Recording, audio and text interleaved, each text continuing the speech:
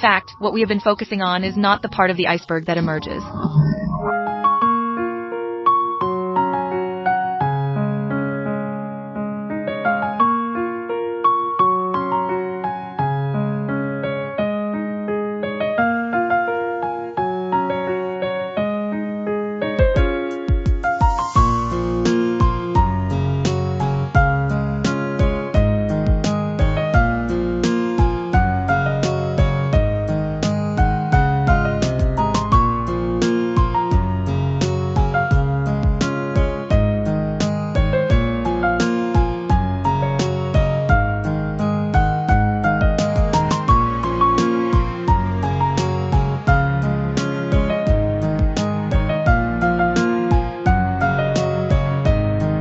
When we say that we return to education, we return to the extracurricular curriculum.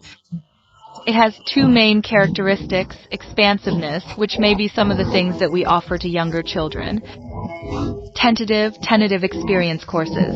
The children in the upper grades have more special courses. From sports to science, as well as our language classes and even humanities classes, it is such a course that covers all subject areas. The most distinctive and bright spots are our big sports and big aesthetic education.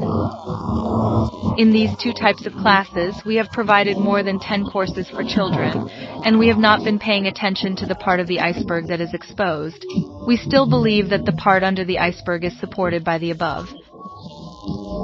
So we might be more willing to see kids in the school willing to cook in the food classroom. He's not here to accomplish the goal of 100 dishes. We'd rather see that. Even if it's just 200 of us, there are 100 kids who are willing to come and run on the playground.